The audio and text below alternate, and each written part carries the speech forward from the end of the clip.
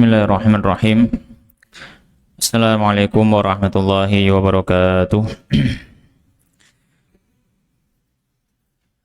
Innal hamdalillah nahmaduhu wa nasta'inuhu wa nastaghfiruh wa nastahdi wa na'udzu billahi min syururi anfusina wa min sayyiati a'malina. May yahdihillahu fala mudilla lahu wa may yudlilhu fala hadiyalah.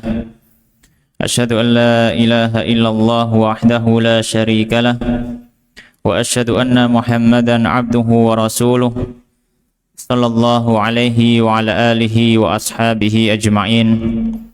Ya ayyuhalladzina amanu taqullaha haqqa tuqatih wa la tamutunna illa wa antum muslimun. Amma ba'd. Allahumma subhanaka la ilma lana illa ma 'allamtana innaka antal alimul hakim wa tub alaina innaka antat tawwabur rahim. Allahumma faqihna fid din wa 'allimna ta'wil warzuqna al ikhlas fil ilmi wal amal. Rabbi shrah li sadri wa yassir li amri wahlul 'uqdatan min lisani yafqahu qawli. Allahumma amin. Ma'asyiral muslimin, jamaah rahimani wa rahimakumullah. Kembali kita bersyukur kepada Allah Subhanahu wa taala karena pada kesempatan malam hari ini Allah Subhanahu wa taala memberikan kita kenikmatan untuk bisa bermajelis dalam rangka melanjutkan kajian kita dari kitab Umdatul Ahkam min Kalami Khairil Anam yang ditulis oleh Al-Imam Al-Hafidh Abdul Ghani ibni Abdul Wahid Al-Maqdisi Al-Hambali yang wafat tahun 600 Hijriah rahimahullahu rahmatan wasi'ah, yang mana kitab ini adalah kitab yang menghimpun hadis-hadis dari Sahih Bukhari Muslim yang berhubungan dengan bab fikih. Dan insyaallah pada pertemuan malam hari ini kita melanjutkan ke bab yang baru, yaitu bab tentang masalah ibadah Jumat, ya. Yang mana sebelum kita baca hadis-hadis yang ada di bab ini, perlu kita ketahui hari Jumat bagi kaum muslimin adalah hari yang istimewa. Hari Jumat adalah hari raya pekanan bagi kaum muslimin, ya. Dan disebut hari raya pekanan karena di dalamnya ada ibadah-ibadah yang secara khusus hanya disyariatkan di hari Jumat. Dan juga ada keutamaan-keutamaan yang khusus yang hanya ada di hari Jumat, ya. Bahkan Nabi SAW menyebutkan dalam hadis yang diriwayatkan oleh Imam Ibnu Khuzaimah dalam kitab sahihnya, Nabi SAW menyampaikan sayyidul ayyami yaumul jum'ah fihi khuliqa Adam wa fihi udkhilal jannah wa fihi ukhrija minha wa la taqumu sa'atu illa yaumul jum'ah. Nabi SAW menyampaikan hari Jumat adalah Sayyidul Ayyam, pemimpin dari hari-hari yang lain. Dan di dalam hari Jumat ada keistimewaan. Yang pertama, fihi khuliqa Adam. Hari Jumat ini hari diciptakannya Adam. Manusia pertama diciptakan di hari Jumat. Wa fihi udkhilal jannah. Dan hari Jumat adalah hari di mana Adam dimasukkan ke dalam surga. Keutamaan kedua, ya. Hal yang ketiga, peristiwa besar yang terjadi, wa fihi ukhrija minha. Dan pada hari Jumat juga Nabi Adam dikeluarkan dari surga dan diturunkan ke bumi. Hari Jumat. Dan yang keempat, peristiwa yang pernah terjadi hari Jumat, ya, atau yang akan terjadi, kata Nabi, wala taqumus sa'atu illa yaumul jum'ah. Dan tidak terjadi hari kiamat kecuali hari Jumat. Maka hari Jumat ini hari yang istimewa. Dan para ulama menyampaikan kenapa hari setelah hari Kamis, ya, dinamai dengan hari Jumat, ya. Karena kalau kita lihat hari dalam bahasa Arab itu sebenarnya berasal dari nomor, ya. Dimulai dari hari Ahad.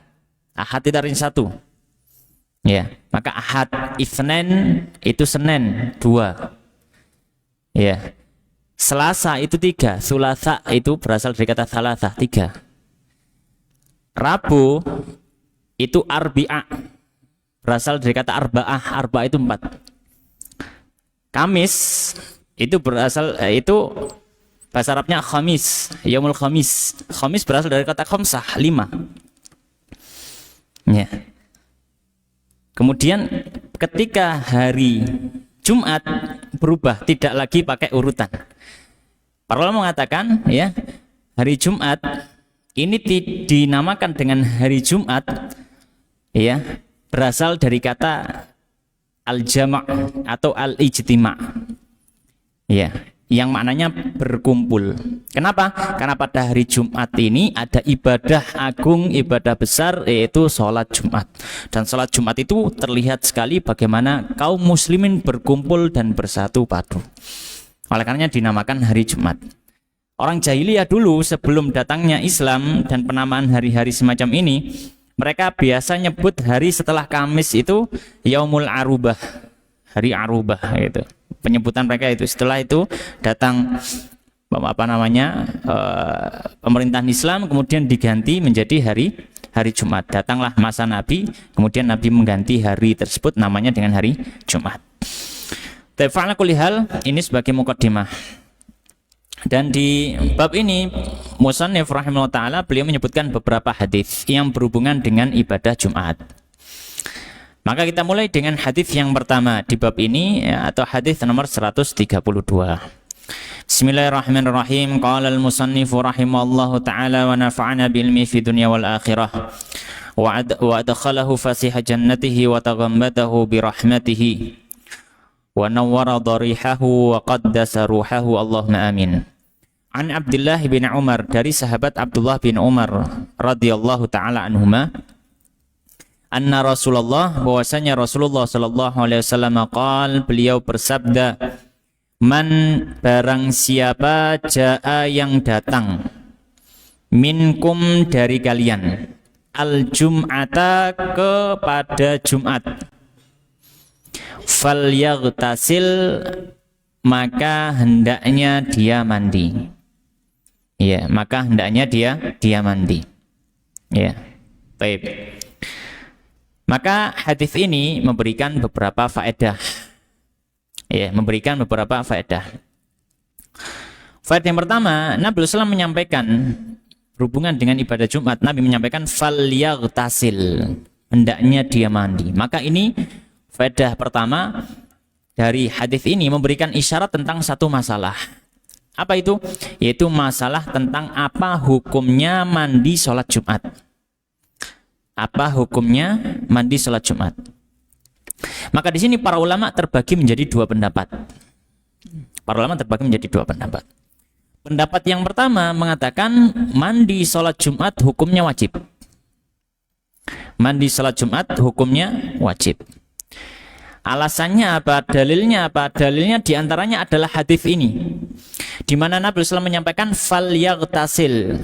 Ya, di situ dalam ilmu usul fikih dan bahasa Arab ada lam amr, lam perintah.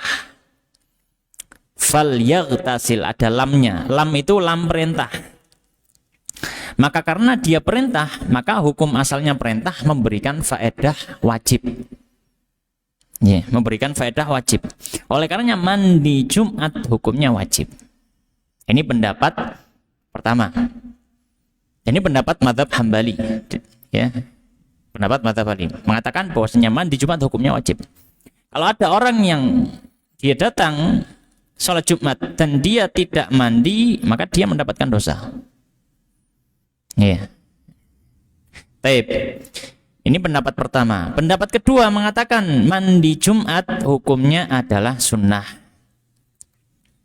Mandi Jumat hukumnya adalah sunnah. Dan ini pendapat banyak dari para ulama, termasuk juga pendapat dalam mazhab Syafi'i. Hukumnya mandi Jumat adalah sunnah.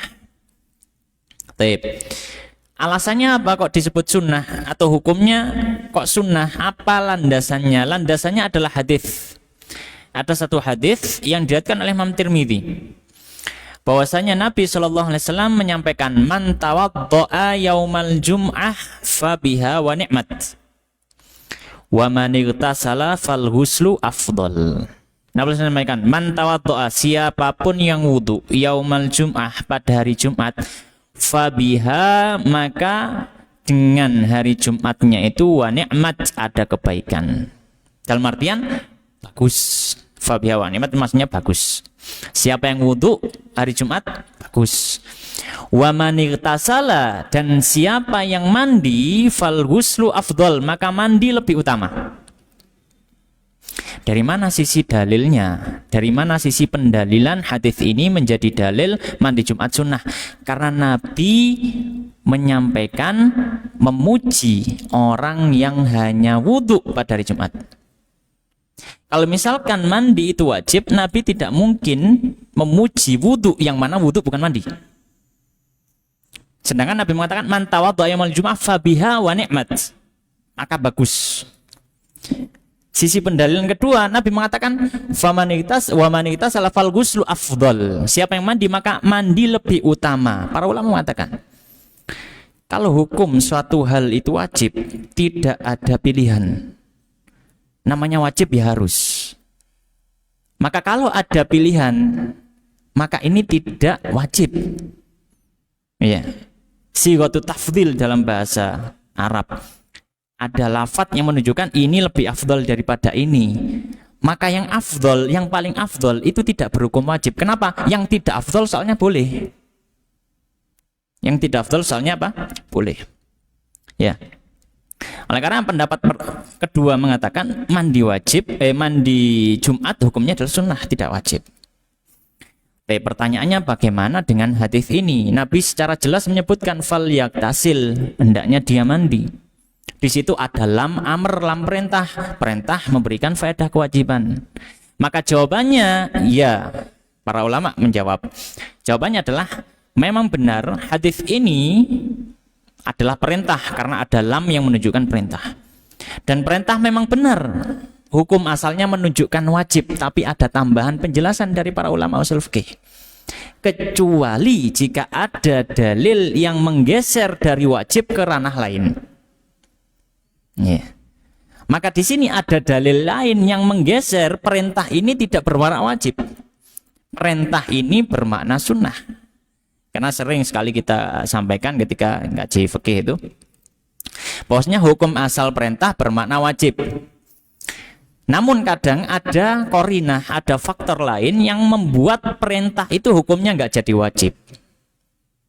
Yeah. Perintah itu hukumnya nggak jadi wajib. Ya. Yeah. Ya. Misalkan Allah Subhanahu wa taala ya menyebutkan di dalam Al-Qur'an tentang masalah salat Jumat. Ya ladzina amanu idza nudiya lis-salati min yaumil jum'ati fas'au ila dzikrillahi wa dzarul bai'. Dzalikum khairul lakum in kuntum ta'lamun. Wahai orang beriman, ketika sudah dipanggil seruan Jumat, maka pergilah menuju seruan Jumat dan tinggalkan jual beli. Kemudian setelah itu fa idza qudiyatis shalatu fantashiru fil ard. Kalau sudah selesai sholat, fantasiru fil ard, maka menyebarlah di buminya Allah, wabtaghu min fadl, dan carilah keutamaan dari Allah. Maksudnya adalah silakan bekerja lagi, silakan beraktivitas dunia. Pertanyaannya apa hukumnya orang bekerja? Kan tidak semuanya wajib, tapi di situ menggunakan perintah. Ya, karena ada faktor lain-lain dan seterusnya. Al-kulihal. Ya, maka pendapat kedua mengatakan bahwasanya mandi Jumat hukumnya adalah sunnah dengan landasan hadis yang diriwayatkan oleh Imam Tirmidzi dan selainnya.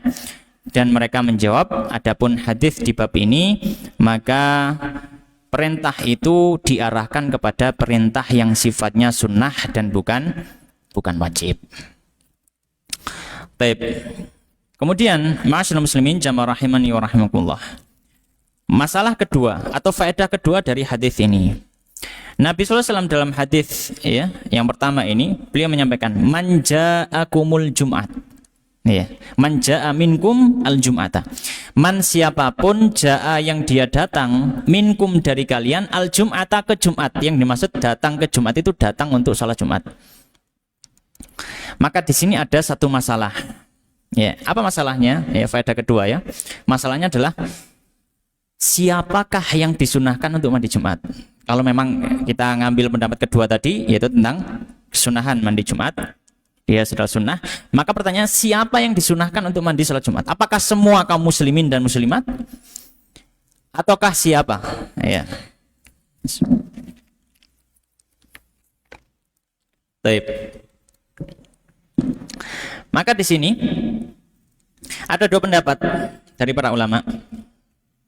Pendapat pertama mengatakan, ya, disunahkan untuk mandi bagi siapapun, semua kaum muslimin, baik dia datang sholat Jumat atau dia nggak datang sholat Jumat. Ya. Ini pendapat pertama. Ya. Pendapat pertama. Dalilnya apa? Mereka berdalil yang pertama, mereka berdalil dengan kias. Mereka berdalil dengan kias. Kias kepada apa? Kias kepada mandi hari Id. Kita tahu dalam pembahasan fikih, mandi hari Id itu disunahkan untuk semua orang, tidak terbatas pada orang yang hadir sholat Id saja. Ya, tidak terbatas pada orang yang hadir sholat Id saja. Kenapa? Karena mandi hari Id tujuannya bukan hanya karena berkumpul sholat Id, tapi karena hari itu adalah hari di mana kaum muslimin saling bertemu, tidak harus di dalam sholat. Maka disunahkan semuanya untuk mandi. Dalil pendapat pertama mengatakan, kenapa kok mandi sholat Jumat itu disyariatkan untuk semua orang? Karena dikiaskan kepada sholat Id. Juga mereka punya dalil yang lain. Dalil yang ini hadis diriwayatkan Imam Bukhari dan Imam Muslim. Nabi SAW mengatakan apa? Haqqun lillah ala kulli muslim. Ya, ada hak Allah atas setiap muslim, an yaghtasila, untuk mandi fi kulli sab'ati ayam, di setiap 7 hari. Jadi paling tidak seorang muslim dalam 7 hari paling tidak mandi sekali, minimal, paling tidak. Ya, yaghsilu ra'sahu wa jasadahu, dia menyiram kepalanya dan membasuh seluruh tubuhnya.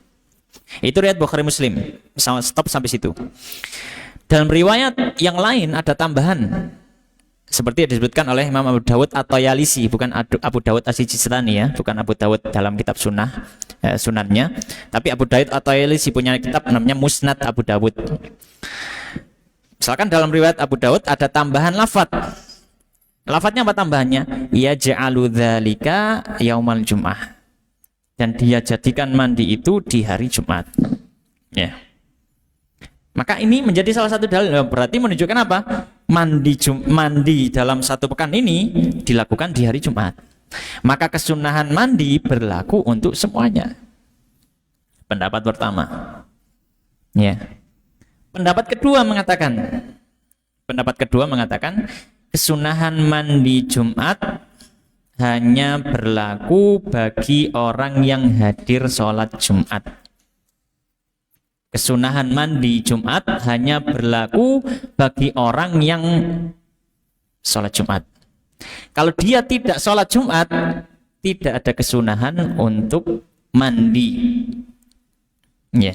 Dalilnya apa? Dalilnya adalah lafaz di hadis ini. Nabi SAW tadi mengatakan apa? Man ja'a minkum. Man, siapapun yang datang, ja'a, datang. Minkum, dari kalian, al-jum'ata, hari Jumat. Kemudian ada perintah falyaktasil. Berarti apa?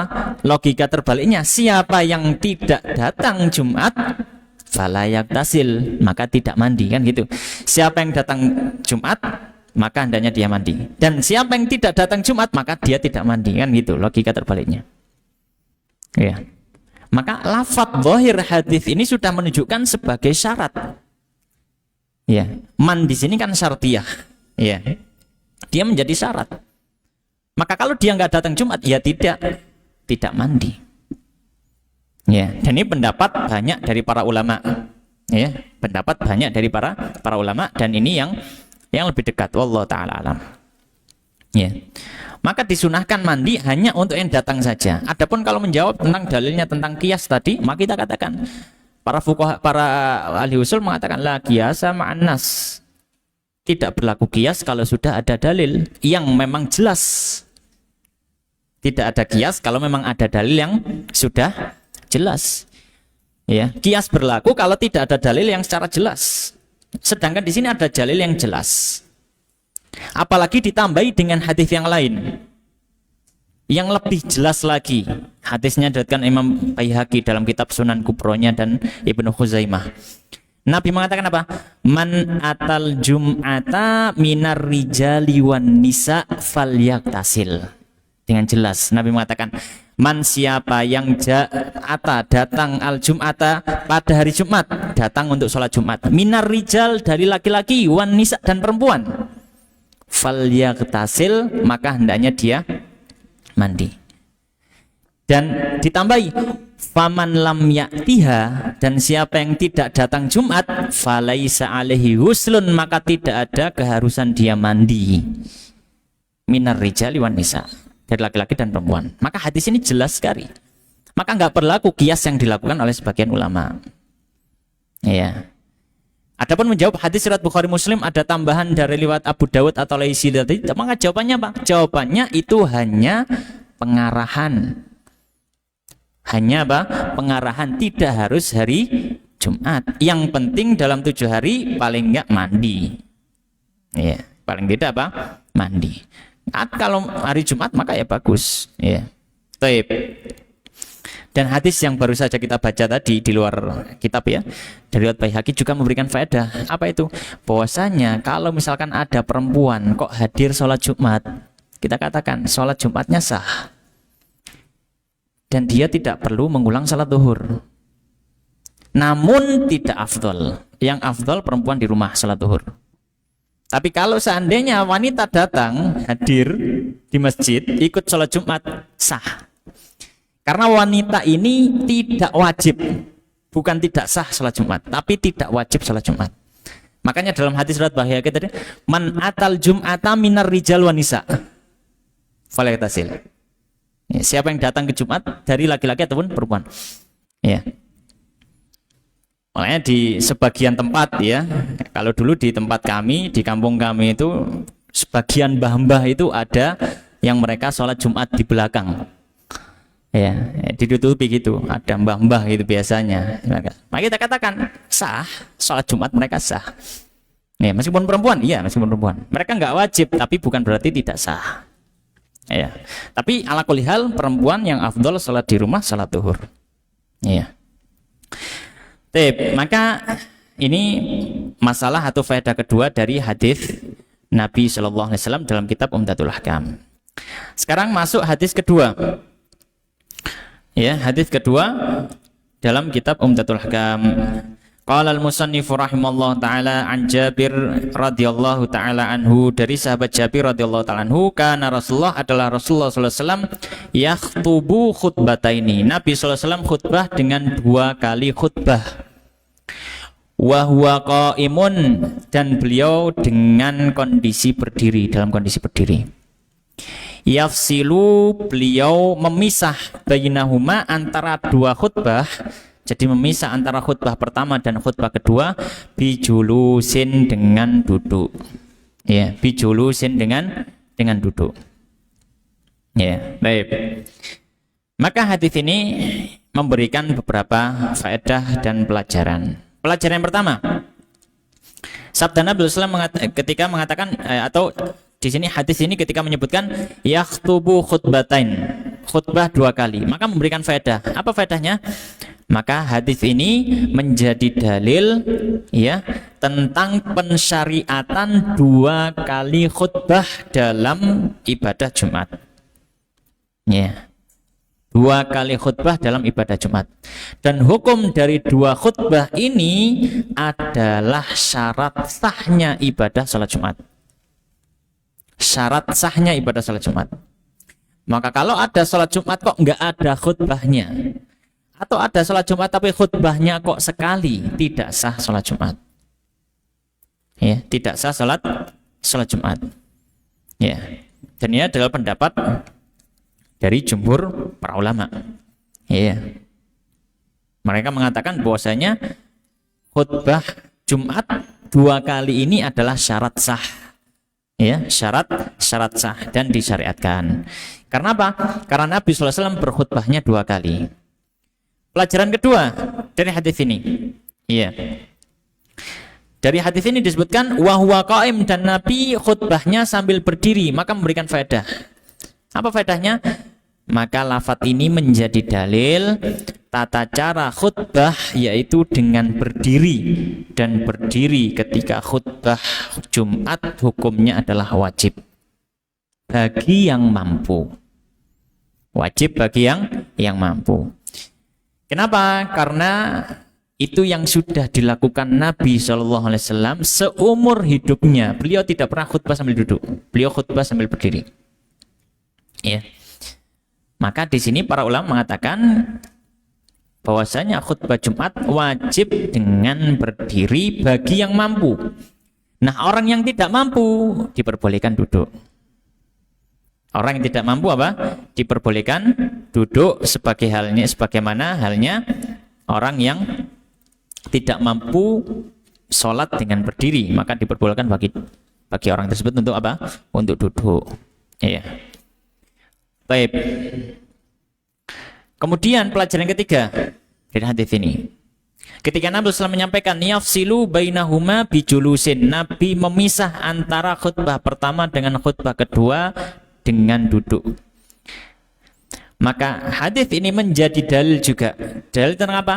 Dalil tentang wajibnya duduk di antara dua khutbah untuk memisah khutbah. Ya. Maka untuk memisah khutbah Jumat tidak cukup hanya dengan diam.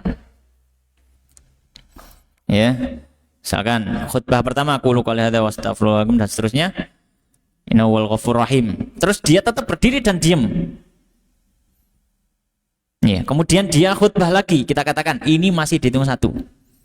Kalau setelah itu dia langsung turun dan sholat, khutbahnya tidak sah, ibadah Jumatnya tidak sah. Ya, maka duduk ini hukumnya wajib dalam khutbah Jumat dan rukun. Kalau dia khutbah Jumat memisah antara dua khutbah dengan diam, tidak duduk, maka tidak sah khutbahnya. Ya. Pertanyaannya adalah bagaimana kalau misalkan orang itu khutbahnya sambil duduk karena dia tidak mampu berdiri, sakit atau yang semacamnya, kita katakan. Kalau orang yang khutbahnya sambil duduk, maka baru dia memisah khutbahnya dengan diam. Ya. Bukan dengan tidur. Duduk terus misah khutbah dengan tidur, enggak ya. Karena mengatakan kalau dia memang khutbahnya duduk, misahnya apa? Diam. Ya, misahnya dengan apa? Diam. Ya. Dan duduk ini menjadi rukun daripada khutbah, dikuatkan dengan hadis yang lain diriwayatkan oleh Imam Muslim dari sahabat Jabir bin Samurah. Beliau mengatakan anna Nabi sallallahu alaihi wasallam kana yakhutubu qa'iman tsumma yajlis tsumma yaqum fayakhutubu qa'iman. Nabi itu dulu biasanya beliau khutbahnya itu berdiri, terus duduk, terus berdiri lagi. Ya, maka Nabi khutbahnya dengan berdiri. Faman anba'aka annahu kana yakhutubu jalisan faqad kadzab. Siapa yang pernah ngomong Nabi pernah khutbah duduk, dia dusta. Ya, jelas Nabi seumur hidupnya beliau khutbahnya sambil berdiri, maka menjadi apa? Diwajibkan khutbah sambil berdiri. Dan itu bagi yang mampu. Baik. Maka ini adalah 3 faedah dari hadis kedua dalam bab ini. Kemudian hadis ketiga dalam bab al-Jum'ah ini. Hadis yang ketiga, qala al-musannifu rahimallahu taala an Jabir ibni Abdullah, dari sahabat Jabir bin Abdullah radhiyallahu taala anhuma. Qala, beliau berkata, jaa rajulun, telah datang rajulun, seorang laki-laki, wan nabi, sedangkan Nabi sallallahu alaihi wasallam yakhtubu, sedang berkhutbah an-nasa, di hadapan manusia. Yaumal jumu'ati, pada hari Jumat. Faqala, lalu Nabi di tengah-tengah khutbahnya Nabi berkata, shallaita ya fulan, apakah kamu sudah sholat wahai fulan? Qala, maka orang tadi mengatakan la, tidak wahai Nabi. Maka kata Nabi sallallahu alaihi wasallam, orang tadi sudah terlanjur duduk ya. Maka kata Nabi, kum, bangun, berdirilah, farka rakaataini, rukuklah, lalu rukuklah 2 kali rukuk. Maksudnya adalah salatlah 2 rakaat gitu. Wa fi riwayatan, oleh karenanya dalam riwayat yang lain, fasalli rakaataini, salatlah dengan salat 2 rakaat ya. Jadi hadis ini menceritakan ada orang yang datang di tengah-tengah khutbah, langsung duduk, kemudian disuruh Nabi untuk apa? Salat 2 rakaat. Maka hadis ini memberikan pelajaran kepada kita. Ada beberapa pelajaran yang bisa kita ambil. Di antaranya pelajaran yang pertama, hadis ini menjadi dalil diperbolehkan bagi khatib ya untuk berbicara kepada jamaah Jumat. Diperbolehkan bagi khatib untuk berbicara kepada jamaah Jumat, dan itu tidak membatalkan khutbah. Tidak ada masalah. Ya, khatib ketika khutbah kemudian apa? Berbicara kepada orang yang ada di hadapannya. Diperbolehkan. Ya, misalkan sedang khutbah, ya ada anak-anak ramai misalkan. Khatibnya kemudian mengatakan, anak-anak dimohon untuk diam. Ya, di tengah khutbahnya boleh, dan tidak membatalkan khutbah. Ya, kenapa? Karena tadi Nabi, ya dalam hadis disebutkan Nabi berbicara kepada jamaah yang hadir di situ. Dengan Nabi mengatakan, "Shallaita ya fulan, apakah kamu sudah sholat?" Kemudian Nabi memerintahkan untuk sholat. Kum farka rakatain atau kum fasalli rakatain. Kalau gitu berdiri, sholatlah 2 rakaat. Ini menjadi dalil bahwasanya ini bukan suatu hal yang diharamkan pada saat khutbah, karena Nabi melakukannya. Kalau misalkan haram, Nabi tidak mungkin melakukannya di tengah-tengah khutbahnya. Kemudian pelajaran yang kedua dari hadis ini, ya, dalam hadis ini ada dalil bahwasanya dianjurkan dan disunahkan bagi jamaah Jumat, untuk sholat tahiyatul masjid meskipun ketika dia masuk imamnya sedang di tengah-tengah khutbah. Ya. Dan kesunahan sholat tahiyatul masjid ini berlaku bagi orang yang baru masuk masjid ketika imam sedang khutbah. Ya, sholat 2 rakaat. Ya, disunahkan sholat apa? 2 rakaat ketika dia baru masuk dan imam sudah apa? Berkhutbah. Adapun orang yang sudah berada di masjid sebelumnya, adapun kalau dia sudah berada di masjid sebelumnya, maka tidak boleh sholat. Tidak boleh kemudian tiba-tiba dia berdiri sholat ketika kapan? Ketika imam sudah khutbah. Maksudnya imam sudah khutbah ketika imam sudah naik ke atas mimbar. Maka ini tidak berbohong apa? Dia membuat sholat. Ini bagi orang yang memang sudah berada di dalam masjid. Iya. Orang yang berada dalam masjid. Mungkin akan timbul pertanyaan bagi kita, ya. Di banyak masjid ya dari kaum muslimin di negeri kita khususnya, biasanya setelah adzan pertama itu sholat. Kita katakan ini tidak masuk larangan. Kenapa? Kalau kita perhatikan jamaah kaum muslimin yang sholat itu ketika adzan pertama, kita lihat khotibnya belum naik. Khotibnya belum naik. Nah, larangan itu dimulai saat kapan? Khotib sudah naik ke atas mimbar. Maka kita lihat khotib itu baru naik ke atas mimbar setelah apa? Setelah selesai sholat itu. Kemudian baru ada bilalnya, kemudian khotib naikkan gitu. Kemudian baru di situ adzan kedua. Ya, maka ini tidak termasuk larangan. Ya, ini tidak termasuk larangan yang sudah kita sampaikan tadi. Ya. Fa'ala kulli hal, maka ini ya adalah faedah kedua dari hadis ini. Diambil dari mana? Diambil dari perintah Nabi tadi. Kum farka rakatain atau kum fasalli rakatain. Nabi memerintahkan orang tadi untuk apa? Salat 2 rakaat. Ya. Adapun hukum salat tahiyatul masjid tentu saja dia adalah sunnah. Lu Nabi memerintahkan. Nabi memerintahkan ketika itu sifatnya adalah irsyad, pengarahan. Ya, bukan wajib. Ya. Tapi Nabi memerintah, iya. Nabi memerintah, tapi ada dalil yang membuat perintah ini sifatnya hanya sunnah. Apa itu? Hadis yang masyhur ketika ada orang Arab Badui yang bertanya kepada Nabi, apakah ada kewajiban bagi saya dari sholat yang ada selain sholat 5 waktu? Kata Nabi mengatakan, la illa antatawwa. Tidak ada sholat yang wajib selain sholat 5 waktu kecuali kamu mau beramal sunnah. Ini menjadi dalil faktor eksternal yang mengalihkan hukum perintah dari wajib menuju sunnah. Kemudian ma'asyiral muslimin jamaah rahimani wa rahimakumullah. Hadis yang berikutnya, ya, hadis yang keempat dalam bab ini. Ya, hadis yang keempat dalam bab ini. Ya, ada 8 hadis dalam bab ini. Ya.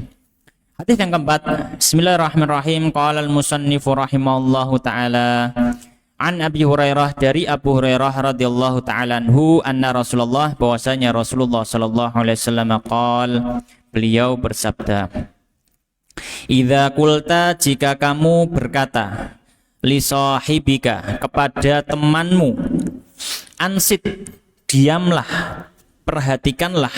Ya, ketika mengatakan hal tersebut, yaumal jum'ati, pada hari Jumat, wal imamu, sedangkan imam yakhtubu, sedang berkhutbah.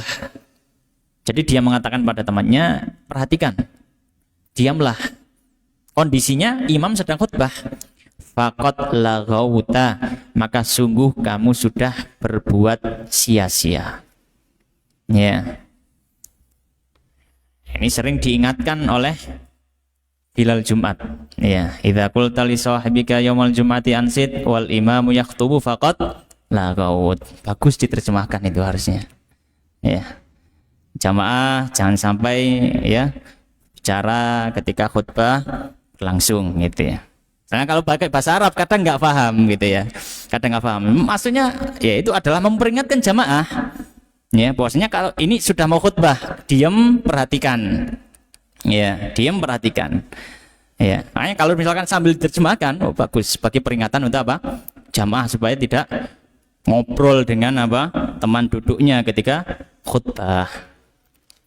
Tefal kulihal, hadisnya Abu Hurairah ini, riwayat Bukhari Muslim, memberikan beberapa pelajaran kepada kita. Ya. Ketika Nabi Shallallahu Alaihi Wasallam menyampaikan, idza qulta li sahibika yaumal jum'ati ansit wal imamu yaktub faqad laghut.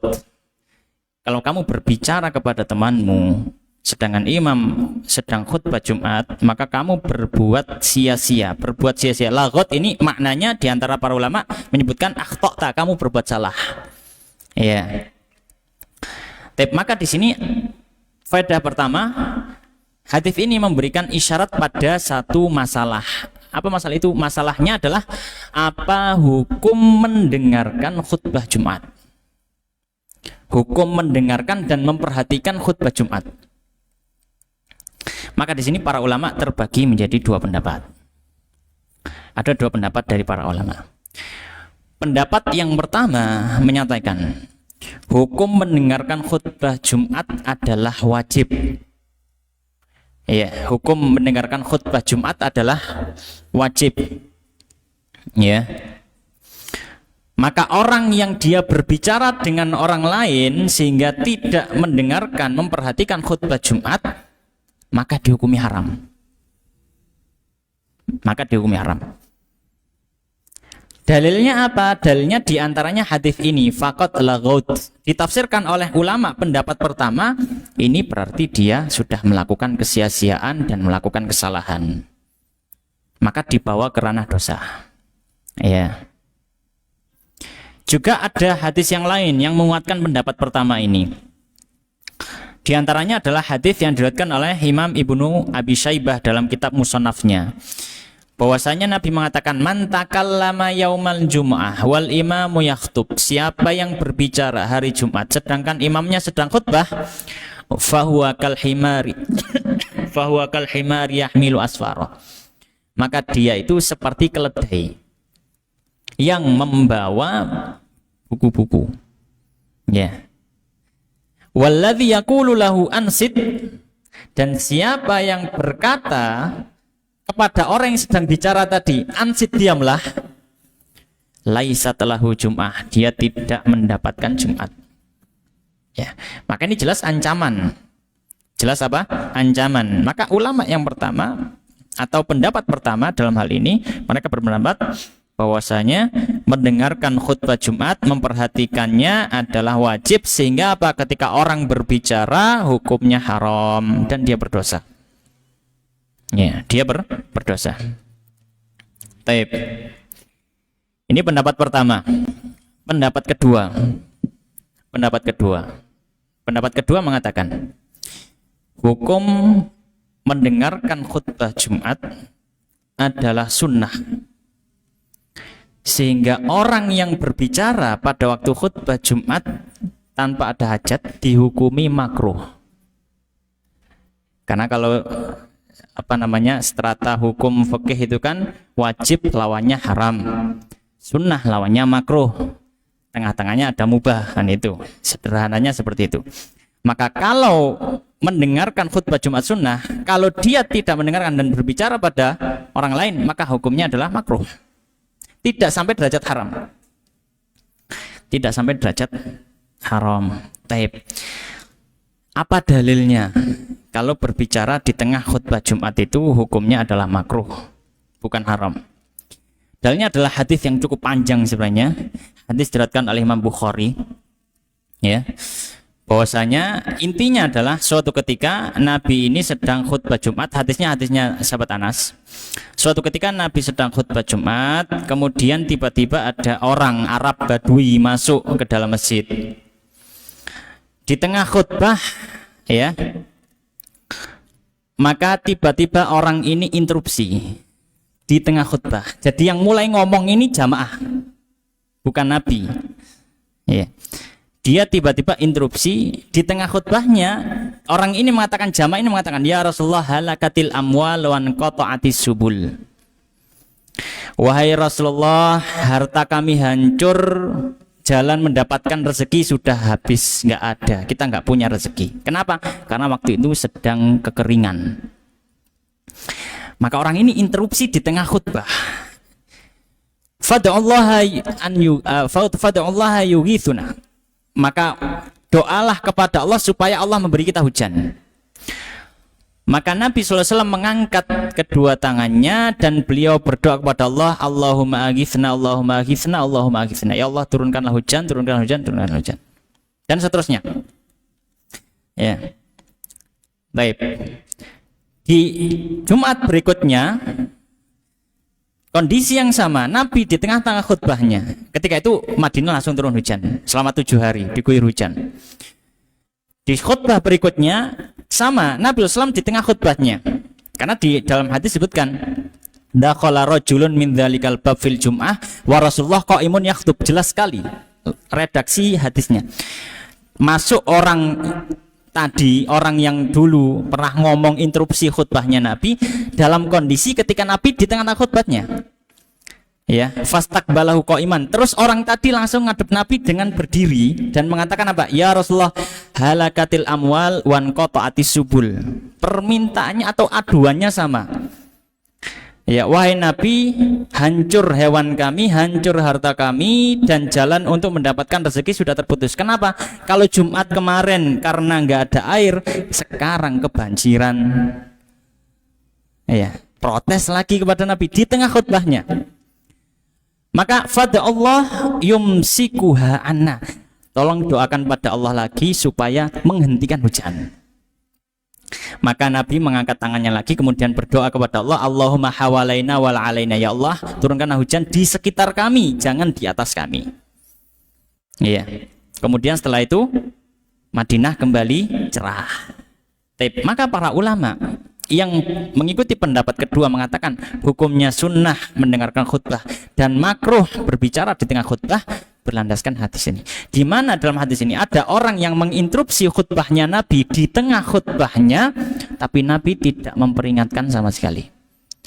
Kalau misalkan itu perkara haram, tidak mungkin Nabi membiarkan. pasti paling tidak ada selipan untuk memperingatkan orang itu jangan dilakukan.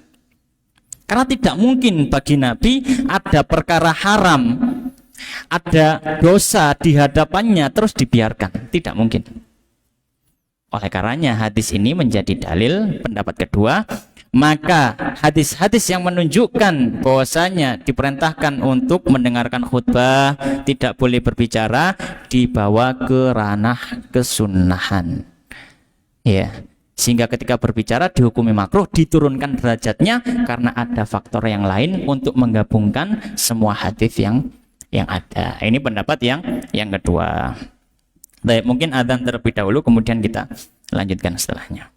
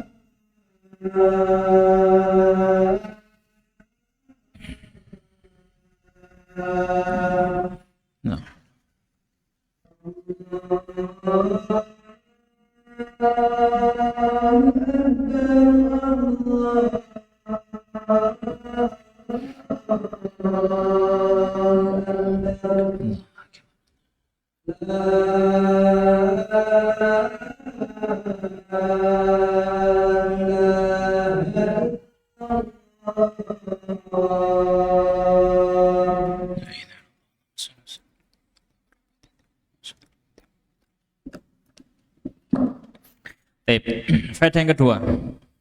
Ya, faedah yang kedua. Faedah kedua ini terbangun di atas masalah yang sudah disebutkan sebelumnya, yaitu masalah tentang hukum mendengarkan khutbah Jumat. Ada dua pendapat. Ada yang mengatakan wajib, ada yang mengatakan sunnah. Maka faedah kedua terbangun dari masalah pertama, ya. Maka ketika seseorang itu masuk ke dalam masjid dalam kondisi sedang adzan,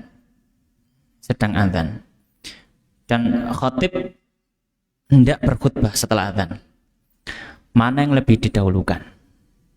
Dia dengarkan azan dan jawab, atau dia langsung sholat tahiyatul masjid? Ya, baik. Maka ini juga terbagi menjadi dua pendapat. Tergantung dia ngambil pendapat yang mana dari pendapat yang sudah kita disebutkan masalah pertama tadi. Kalau yang berpendapat bahwasanya hukum mendengarkan khutbah adalah wajib, maka yang dia lakukan adalah dia langsung sholat. Ya, dia langsung apa? Langsung sholat. Supaya apa? Supaya dia bisa mendengarkan khutbah Jumat. Ya, dia tidak menunggu. Soalnya apa? Kalau dia menunggu menyelesaikan menjawab adzan, nanti dia akan kelewat sebagian dari khutbah Jumat. Sedangkan kita tahu sholat di sini hukumnya sunnah, sedangkan khutbah Jumat mendengarkan hukumnya wajib. Maka yang sunnah tidak boleh dikalahkan dengan yang wajib. Ini kalau ikut pendapat pertama yang mengatakan bahwasanya mendengarkan khutbah Jumat adalah wajib. Kalau ikut pendapat kedua yang mengatakan mendengarkan khutbah Jumat adalah sunnah, maka di sini tidak bisa saling mengalahkan. Hukum asalnya tidak bisa saling mengalahkan. Maka dilihat dari sisi yang lain. Sisi yang lain itu apa? Mana yang waktunya lebih longgar dan mana yang waktunya lebih sempit. Kalau kita melihat dari sisi waktu, antara menjawab azan dengan khutbah Jumat, longgaran mana? Mendengar khutbah Jumat. Iya, mendengar khutbah Jumat. Kenapa? Karena menjawab azan waktunya terbatas. Waktunya apa? Terbatas. Kan setelah muadzin berucap, kemudian kita langsung ikuti. Jadi kan terbatas waktunya. Sedangkan khutbah Jumat itu bisa dia dapati meskipun sebagian, dan waktunya nanti masih cukup untuk mendapati khutbah Jumat meskipun sebagian. Kenapa? Karena waktunya lebih lama.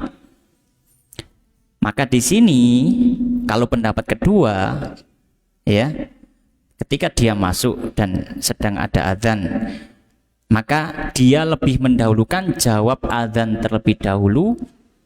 Setelah selesai jawab azan, baru setelah itu dia sholat sunnah. Setelah sholat sunnah, baru dia dengarkan khutbah. Kenapa? Supaya dia mendapatkan dua pahala. Pahala jawab azan dan pahala sholat sunnah.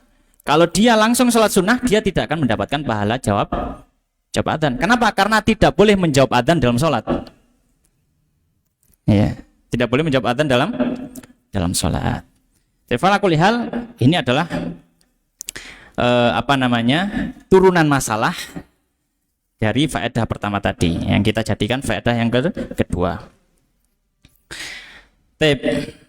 Kemudian hadis yang berikutnya, hadis yang kelima dalam bab ini. Qala al-musannif rahimahullah taala an Sahal bin Sa'ad As-Sa'idi, dari sahabat Sahal bin Sa'ad As-Sa'idi radhiyallahu taala anhu anna rijalan, bahwasanya sebagian orang tamarau, berdebat fi minbari Rasulillah, di tentang mimbarnya Nabi sallallahu alaihi wasallam.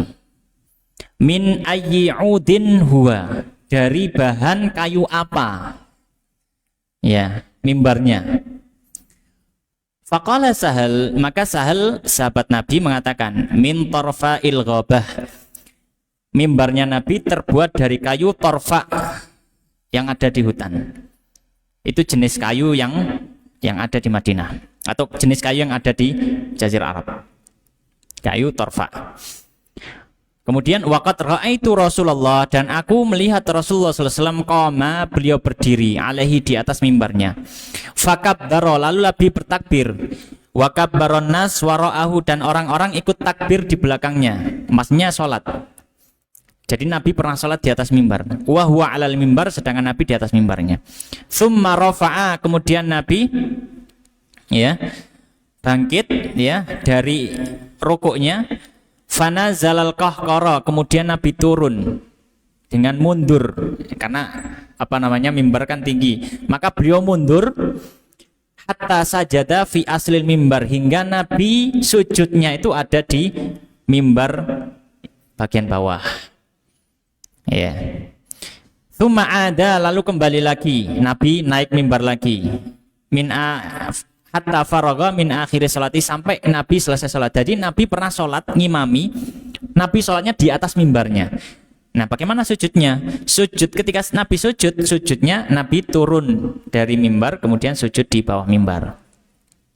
Summa aqbala 'alan nas, kemudian Nabi menghadap ke orang-orang, faqala, kemudian beliau mengatakan, ayuhan nas, wahai orang-orang, wahai manusia, innama sana'tu hadza, sesungguhnya saya melakukan hal ini, salat di atas mimbar, lita'tammu bi, supaya kalian bisa mencontohku. Ya, tujuannya Nabi memberikan pengajaran. Walita'lamu salati, dan supaya kalian mengetahui tata cara salatku. Wa fil lafdhin, dalam lafaz yang lain, fasalla wa huwa 'alaiha, maka Nabi salat di atas mimbarnya. Summa kabbara 'alaiha, kemudian beliau bertakbir di atas mimbar. Summa raka'a, lalu rukuk, wa huwa 'alaiha, di atas mimbar. Summa nazala, lalu setelah rukuk beliau turun qahqara, dengan mundur. Baik. Perlu diketahui hadis ini, hadis tentang mimbar ini dan salat di atas mimbar, di sebagian kitab Umdatul Ahkam hadis ini nggak ada. Di kitab Umdatul Ahkam sebagian, ya, di antaranya naskah-naskah yang digabung dengan syarahnya, karena Umdatul Ahkam ada beberapa syarah. Di antaranya syarahnya Ibnu Atthar, syarahnya Ibnu Shalah, Imam Ibnu Taqiq Al-Aid, Ihkamul Ahkam. Di kitab-kitab Umdatul Ahkam yang ada syarahnya itu nggak disebutkan hadis ini. Wallahu ta'ala alam, tidak tahu ya alasannya kenapa. Ya mungkin nggak ada hubungannya. Ini kan nggak nyinggung Jumatan belas gitu ya. Maka tidak disebutkan di sebagian naskah daripada kitab Umdatul Ahkam. Tapi di sebagian naskah ya yang hanya matannya saja itu disebutkan. Ya, fa'ala kulli hal, kalau misalkan kita ingin mengambil faedah dari hadis ini yang berhubungan dengan salat Jumat, ya, yang berhubungan dengan salat Jumat, yaitu apa? Bahwasanya Nabi Shallallahu Alaihi Wasallam khutbahnya di atas mimbar. Ya, Nabi khutbah Jumatnya di atas mimbar. Kenapa? Karena Nabi memiliki mimbar di Masjid Nabawi. Ya, dan mimbar beliau terbuat dari kayu. Baik. Kemudian pelajaran yang kedua, ya, dari hadis ini menunjukkan bahwasanya diperbolehkan, misalkan orang sholat di atas mimbar dengan cara seperti caranya Nabi, namun dengan syarat ada tujuan pengajaran. Ya, jika tidak didapati cara yang lebih baik untuk mengajari. Ya, kalau misalkan didapati cara yang lebih baik untuk mengajari dan lebih menghindari fitnah, maka itu lebih afdal. Karena memang yang dilakukan Nabi ini tujuannya untuk pengajaran saja. Setelah itu Nabi sholat seperti biasa, tidak di atas mimbar. Jadi bukan dikatakan hukumnya apa? Hukumnya apakah sunnah sholat di atas mimbar? Ya tidak. Hukumnya tergantung kondisi saja. Ya, tergantung apa? Kondisi. Ya, tip. Kemudian hadis berikutnya, hadis yang ke-6 di bab ini. Qala an Abi Hurairah, dari sahabat Abu Hurairah radhiyallahu ta'ala anhu, anna Rasulullah, bahwasanya Rasulullah SAW beliau bersabda, mari kita salat yaumal jum'ah, siapa yang mandi hari Jumat, summa raha, lalu dia berangkat fi sa'atil ula, pada waktu pertama hari Jumat, berangkat ke masjid, faka'annama qarraba badanah, seolah-olah dia berkurban dengan seekor onta. Wa man raha fi sa'ati tsaniyah, dan siapa yang berangkat pada waktu kedua, faka'annama qarraba baqarah, seolah-olah dia seperti kurban sapi. Wa man raha fi sa'ati tsalitsah, dan siapa yang berangkat pada waktu ketiga, faka'annama qarraba kabshan, seolah-olah dia kurban kambing akron yang bertanduk. Wa man raha fi sa'ati rabi'ah, dan siapa yang dia berangkat pada waktu keempat, faka'annama qarraba dajajah, maka dia seperti kurban ayam. Wa man raha fi sa'atil khamisah, dan siapa yang berangkat pada waktu kelima, faka'annama qarraba baydah, seolah-olah dia kurban telur. Maka di sini hadis Bukhari Muslim, lafaz Bukhari Muslim sampai 5 saja, dibagi 5. Fa idza kharajal imam, jika imam sudah keluar, hadaratil malaikatu, maka malaikat sudah hadir, yasma'una dzikra, mendengarkan khutbah. Maka hadis ini memberikan pelajaran. Ya. Pelajaran yang pertama dari hadis ini, ya, hadis ini menjadi dalil tentang pensyariatan atau disunahkan mandi Jumat. Dan ini sudah kita bahas sebelumnya. Dan itu disebutkan dalam hadis man iktasala yaumul jum'ah. Kemudian pelajaran yang kedua, ya, hadis ini memberikan pelajaran disunahkan untuk bersegera berangkat dalam ibadah Jumat, ya. Maka lebih bersegera lebih afdal dan lebih utama, ya. Karena Nabi menyebutkan siapa yang berangkat di waktu pertama dia berkurban yang paling mewah, yaitu kurban unta. Dan dalam hadis-hadis yang lain disebutkan, ya, juga Nabi SAW mendorong umatnya untuk apa? Untuk hadir Jumat lebih awal, ya. Untuk hadir Jumat lebih awal, ya. Dan pelajaran ketiga dari hadis ini, ya. Zahir hadis menunjukkan bahwasanya waktu, ya, waktu afdaliyah datang untuk sholat Jumat itu terbagi 5 waktu. Terbagi 5 waktu, karena dalam hadis riwayat Bukhari Muslim itu terbagi 5. Namun kita katakan para fuqaha menyampaikan bahwasanya waktu itu terbagi menjadi 6, bukan 5. Duh, hadis riwayat Bukhari Muslim 5, iya. Tapi ada tambahan dalam riwayat yang lain. Ada tambahan ke-6. Antara korban ayam dengan telur ada selipan. Apa itu? Fakaan nama, ya, qaddama usfuran. Seperti dia berkurban burung pipit. Ya. Oleh karena para fuqaha menyampaikan waktu Jumat itu dibagi menjadi 6 bagian. Dalilnya apa? Hadis riwayat Bukhari Muslim dalam Umdatul Ahkam dan tambahan lafadz yang lain, dan hadisnya sahih diriwayatkan oleh Imam Nasai dan selainnya. Jadi dibagi 6, ya. Jadi dibagi 6. Dan siapa yang datang pada waktu-waktu itu, maka pahalanya seperti pahala berkurban dengan apa yang sudah disebutkan dalam hadis itu, ya. Kemudian terakhir, faedah yang terakhir dari hadis ini, yang keempat, bagaimana cara membagi waktu itu? Mana yang disebut waktu pertama, mana yang disebut dengan waktu kedua, mana yang disebut waktu ketiga?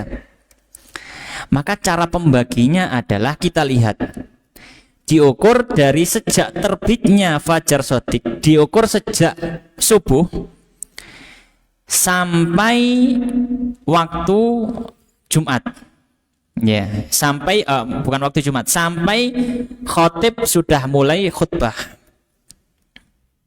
Ini diukur waktunya. Kemudian jumlah jam yang ada dibagi 6. Ya, jumlah jam yang ada dibagi 6. Maka bagian pertama itu adalah waktu pertama. Ya, kalau misalkan habis sholat subuh langsung nunggu di masjid sampai Jumatan, nah ini luar biasa, afdal, yang paling afdal. Ya, tapi nggak paling nggak buatan nyambut gawe. Soalnya kalau yang Jumat libur gitu ya, Jumat libur ya. Ya, tapi ini yang paling afdal. Ya, jadi hitungannya sejak terbitnya fajar subuh sampai khutbah, sampai khatib, ya, memulai khutbahnya. Itu yang disampaikan oleh para ulama. Tapi kemudian hadis yang ke-8, hadis yang ke-7, ya, sebelum hadis terakhir, ya, hadis yang ke-7. Qala al-musannif rahimahullah an Salamah bin Aqwa, ya, dari sahabat Salamah bin Aqwa, kana min sahabi syajarah, termasuk sahabat yang berbaiat di baiatur ridwan. Radhiyallahu ta'ala anhu, beliau mengatakan, kunna nusalli ma'a Rasulillah, kami dulu salat bersama Nabi sallallahu alaihi wasallam al-jum'ata, salat Jumat, hatta nansarif, hingga kami pulang. Walaisa lil hitani dhillun, dan tidak ada bayangan yang ada di tembok, nastadhillu bihi, yang cukup kami gunakan untuk berteduh.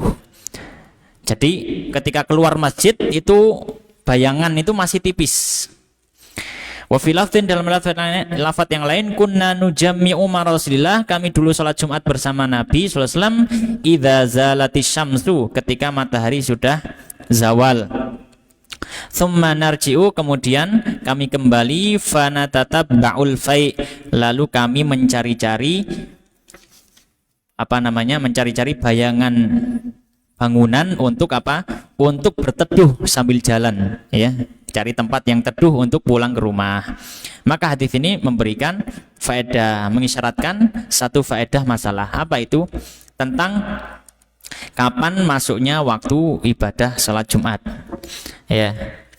Maka para ulama mengatakan, ya, masuknya salat Jumat sama dengan waktu zuhur. Ya. Jadi waktu salat Jumat sama dengan waktu apa? Waktu zuhur. Maka kalau melaksanakan salat Jumat sebelum waktu zuhur tidak dianggap sah. Tidak dianggap sah. Jadi waktunya sama dengan waktu zuhur. Iya. Baik. Kemudian hadis yang terakhir pada bab ini, qala al-musannif rahimahullah taala an Abi Hurairah, dari sahabat Abu Hurairah radhiyallahu taala anhu, qala, beliau mengatakan, kana Nabi, adalah Nabi sallallahu alaihi wasallam, yaqra'u, membaca fi salatil fajri, di waktu salat subuh, yaumal jumu'ati, di hari Jumat, alif lam mim tanzilus sajdah, surat rakaat pertama surat as-sajdah, ya. Dan dan rakaat kedua membaca hal ata alal insan, surat al-insan. Jadi Nabi ketika salat subuh hari Jumat, rakaat pertama membaca surat sajdah, rakaat kedua membaca surat al-insan. Dan surat as-sajdah ini ada sujud tilawahnya. Maka hadis ini memberikan pelajaran kepada kita. Ya.